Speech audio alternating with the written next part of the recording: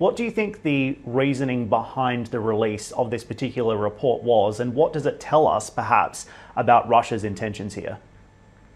There are a lot of pro-Russian politicians in Ukraine, still a lot, and so Murayev was one of them. And but the problem is it's not possible to change regime in Ukraine without occupation, without a war.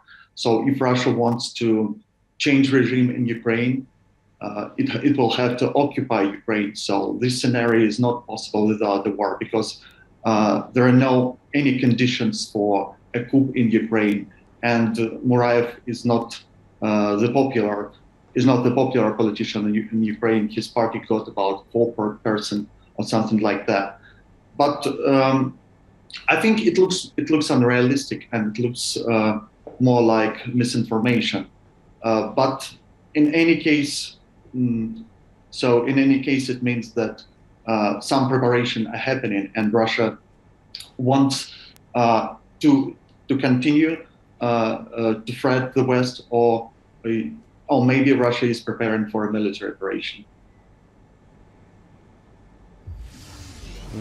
And it's fascinating because US intelligence also seems to suggest that Russia is preparing for that invasion. At least that's the line currently from the United States. In terms of what could happen next this week, we've also heard that the US is now planning to formally respond in writing to some of these Kremlin concerns. What impact do you think that would have, and what is the significance of actually issuing a formal response like this? Is it going to have any impact when it comes to deterring Russia from perhaps actually moving ahead and indeed invading Ukraine? So yes, that's true that negotiations have yielded no results so far, and Russia is waiting a written response from the US. But it's a good sign that Russia is not withdrawing from the negotiations. If Russia withdraws, it will mean a war. Yes, because but to continue negotiations is the best solution that is possible right now, and it's a good sign that they will have next meeting, and Russia is waiting for something.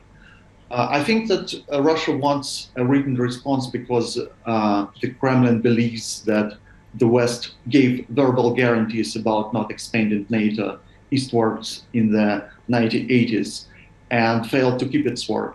And now Russia wants a written response because it will be a proof of the West's real intentions.